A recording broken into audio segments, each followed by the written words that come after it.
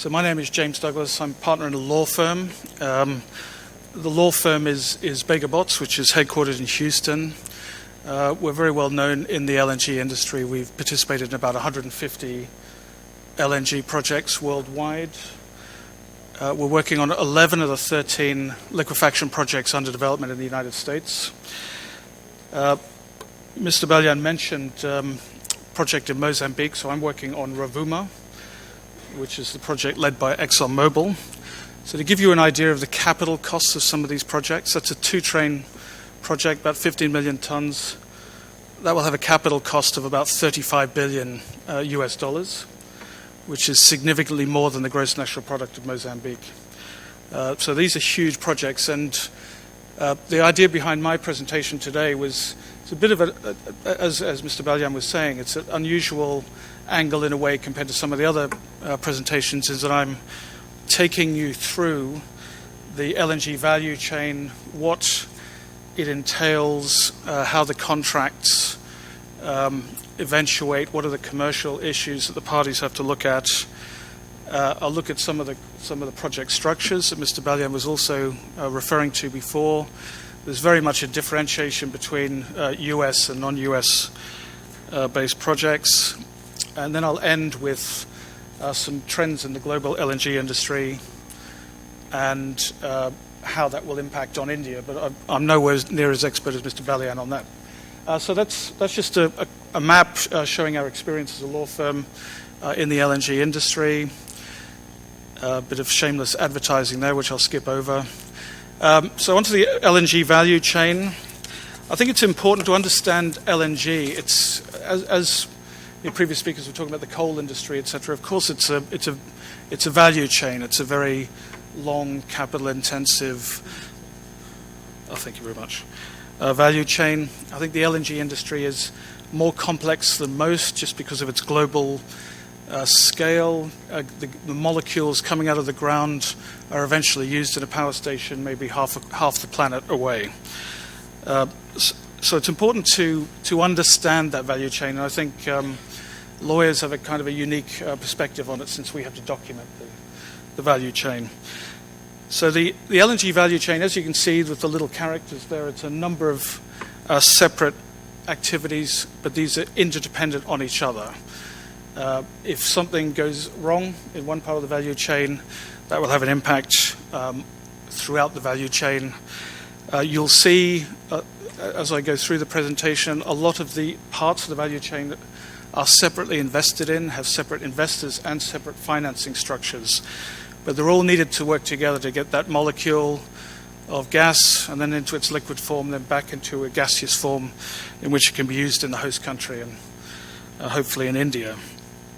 Traditionally, the IOCs have been kind of the stewards of this process in conjunction with NOCs and other partners, but that level of involvement of the IOCs is breaking down a bit, particularly in the US, where the most level of activity is taking place at the moment. So just going through the various elements quickly, because we're time limited.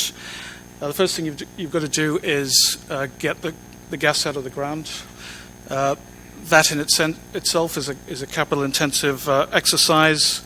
Developing gas upstream facilities and processing facilities is one part of the chain.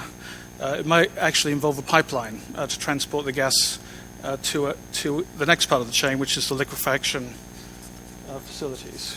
So liquefaction, for those who aren't in the industry, what happens is that gas in its gaseous form is transformed into a liquid by freezing it to minus 162 degrees, which freezes it to 1/600th of its gaseous volume, enabling that liquid gas to be transported. Liquefaction facilities that I mentioned with the Rovuma project in Mozambique, that may be at the upper end of the expense of LNG facilities, but wherever they are, whatever they are, they're expensive industrial processes to construct with long construction periods. And it was one of the themes of the presentations today has been, I think, people can look at a situation, energy situation in a country like India now, but the solution is potentially a long way down the track. And these projects, it's not like putting a solar farm up on some ground somewhere. These things are very, very time intensive. And the players like Petronet and Gale are out there monitoring the market and making decisions years ahead. So the liquefaction is a very capital-intensive part of the chain. What comes out of that process is a liquid, which is then loaded onto an LNG vessel. So the next part of the chain is the transportation. The global LNG carrier fleet at the moment, I think, is around about 500 vessels.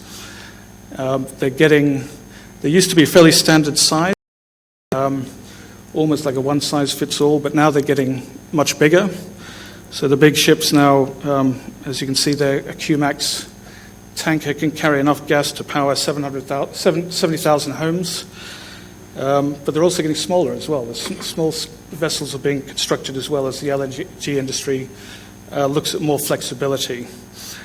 The big issue around transportation is who is taking the risk of transportation. So it's either the seller or the buyer generally. Now those US projects that Mr. Bellian was talking about before, the model is free on board transfer. So the plant, if you're the buyer, you have to come and get a shipping solution to get those molecules back to where you need to use them.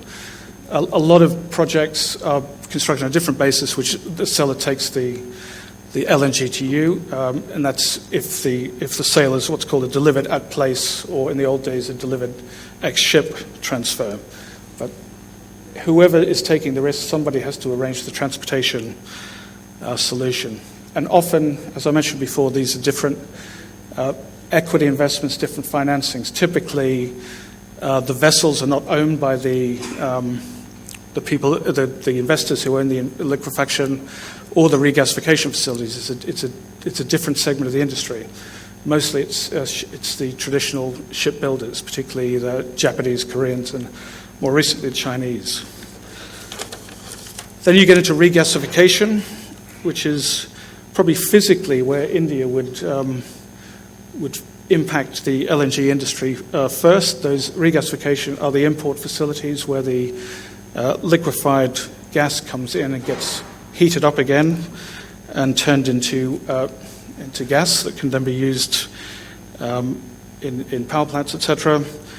And the LNG buyer will therefore have to have a place to regasify that. Either they will build their own facilities or they will book capacity or own capacity in an LNG regas terminal. And then you have the all-important task of selling the gas and deciding how to use it. And I would imagine some of the other speakers will be focusing on what gas is going to be used for in India. Globally, power plants have been a big user of LNG, petrochemical plants, other industrial facilities, but also some more recently the use of LNG, actually not transferred into gas, but kept in its form as a transport fuel. Has been a large, small currently, but growing segment of the market. One thing to note from a contracting point of view, the LNG buyer has bought this LNG, has now taken delivery of it, and has capacity to regasify it. It will then have a gas sales agreement, and generally it will try to back its risk allocation back up to the chain with the sellers. So what are the common structures that we see coming out of that value chain? I think I've mentioned that there's a large number of moving pieces, a large number of participants in these schemes. These are the most common structures. The integrated model is probably the model of choice for emerging market projects. When I say emerging markets, I mean outside the US, which doesn't quite mean emerging market if you consider Australia's got quite a few of these projects as well. But it's generally where the participants, the upstream participants, own the liquefaction projects. Now, there are quite a lot of variations on this. I mean, if you look at the black boxes on the left, that's the upstream participants and what they're doing in the value chain. On the right is what the buyer's doing. You've got some projects, I mean, probably the best known example is some of the Qatari ones like Qatargas 2, where regas is actually upstream participant activity as well, and the shipping. So they do everything in that, from molecule on one end to the molecule on the other end. But there are a number of different models. I mean, there's almost 200 LNG projects around the world, so there's a lot of variety.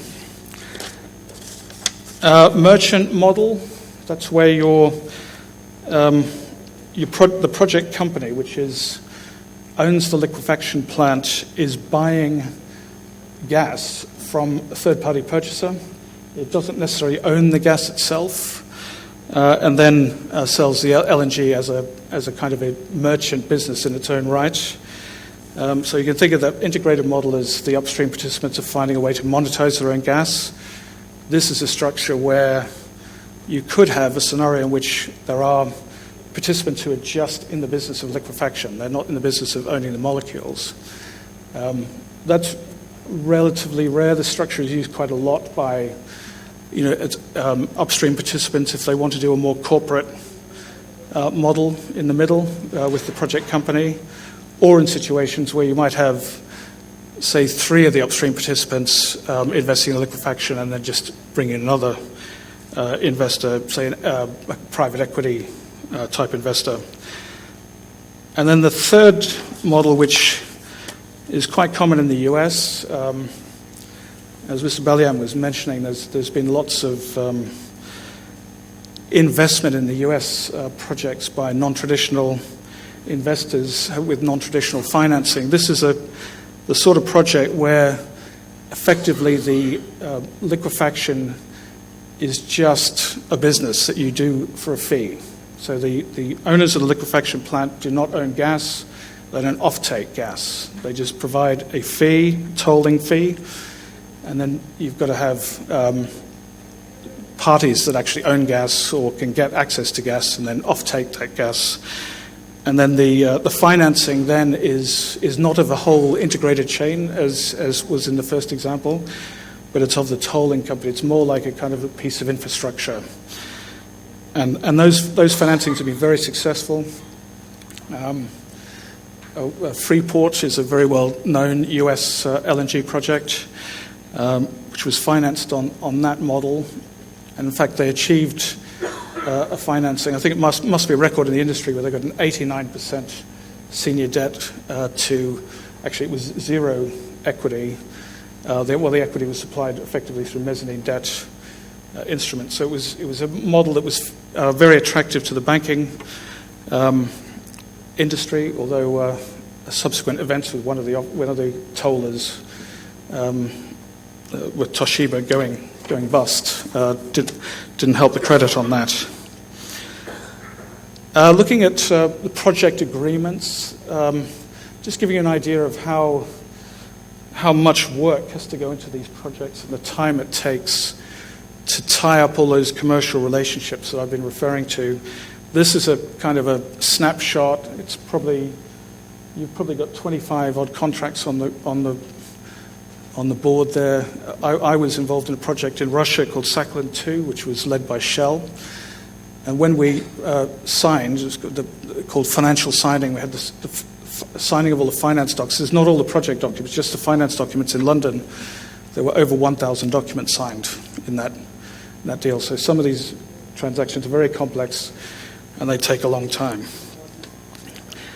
And then it won't surprise you to know that in one of these projects, from one end to the other, you've got an enormous range of participants. And I think the most interesting thing in recent times has been the kind of the growth of niche players having very, very significant roles in these transactions. You've got the IOCs and the NOCs kind of started this off, host governments, but now you've got sort of private equity players looking at infrastructure plays. You've got the shipping companies, which are very, very interested. You've got traders. It's a very, very dynamic industry. I remember, and also the off-takers, LNG off-takers have changed dramatically, which I'll come on to again a little bit. I remember going to see BG just before it was sold to Shell, and they were mentioning to me that they'd gone from, I think it was 23 off-takers in 2014 to 93 or something in 2015. So there are a lot more parties involved in the LNG value chain. To wrap up with a bit on what's happening in the market now, and then how that might impact on India and the great opportunity that India has with LNG. It was funny, a couple of days ago I read that LNG is in a bear market at the moment, with this massive supply, and then you've got some demand falling off. But and a lot of that's related to the current situation in China, although arguably it was a bear market before then, but the China situation is exacerbating that. But if you look at a 4-year average, last 4 years, LNG has grown 9.3% globally per annum, so that's fairly impressive. And the trajectory, if you leave aside this sort of short-term period we're going through now, is robust. A lot of new supply, as Mr. Balian was saying, a lot of new supply coming on, although some of this supply, when you talk about Qatar, Qatar's still out there tendering, with the IOCs to join them. So these projects aren't going to come online for a while. The USA, there's a lot of projects, including brownfield, trains coming on at some of the earlier projects. But some of those projects aren't going to make it over the line. There's the one project I'm working on in Mozambique, but there's an equivalent one led by Total. So just in that country alone, you've got with Coral South, which will start producing next year. That's another 30 million tons from Mozambique. Nigeria's going for a new train. So there is a lot of new capacity on. But as Mr. Balian was saying, what is this market liquidity is all being sucked up into a greater availability of spot trades, more flexibility in trading terms. That price that Mr. Balian was quoting before, the Asia Pacific cargoes. That price was $15, $16 4 years ago. So it's now 25% of what it was. But these things are cyclical. But at the moment, we're in a buyer's market. I think a very interesting development is that LNG is useful for other things other than just regasifying and throwing it into an industrial facility. I'm involved in a project at the moment in Nigeria where the idea is to produce LNG for use as a transport fuel predominantly. And then there's the IMO regulations, which came into force this year, which means a greater use of LNG in shipping. As a global trend, we've all heard about environment. Today, the LNG industry is only going to survive in a sustainable way if it can prove to be more environmentally friendly. And you will have seen that BP, for example, have committed to zero carbon in their activities by 2050 on their barrels. So the whole industry is awake to this and has to do not just the fuel itself being more environmentally friendly, but the industry and the production of that fuel. And I think another thing worth mentioning is there's a lot more floating terminal development underway, which are generally much lower in capex than onshore facilities. So I've just been involved in a floating regas terminal in Accra in Ghana, which is a very, very cost-effective solution for that market. There's a lot more floating liquefaction going on. And then just having a look at India. So there's no doubt, the first statement there, India is a key growth market for gas, and LNG is probably a massive understatement. The world knows this, and there's a lot of interest in India. I think Mr. Balian was saying you'll no longer be isolated. There'll be legions of people banging at the door. A lot of this is driven by the economic factors in their own right, but Prime Minister Modi has set this 15% target for natural gas, which, even though that doesn't look like a huge shift up from what is it, 6 or 7, but in an economy like India, it's massive. It means a massive growth. Also, that will have to involve a huge investment in the internal pipeline system. So there's this estimate that more than 14,000 kilometers of internal gas pipelines need to be built. So there's a lot more investment required there. I mentioned foreign companies are really interested in this market. So Exxon have just signed a MOU with Indian Oil, BP Reliance, there's other examples. And then going back to sort of contractual terms, as somebody who deals with these kind of minutiae of contracts, which actually are the way people make money in this industry, I think the dynamics of the Indian market will have much more of an impact globally. And we know this, and there's a lot in the press about the specific requirements of not just Indian buyers, but all buyers want to reduce their price and increase flexibility. But Mr. Ballion was mentioning the reduced term of supply, but there's a myriad of clauses in an LNG SPA which can be negotiated to increase flexibility or improve the buyer's flexibility, and they're all being negotiated very hard at the moment. Also, I think a key issue for India, particularly buying LNG from the US, of course, is monetizing the transportation costs, since the Indian buyer will have to take that risk. But there's a lot of opportunity, you mentioned before, equity investment available throughout the chain upstream. So it's a very dynamic time in the industry, and I think India is influencing it more. But I just go back to the environmental argument is just so important here that the industry has to win that argument, because it has severe competition against renewable. I mean, it probably works in conjunction with renewables, but it has to adapt to that standard. So that's it. Thank you very much.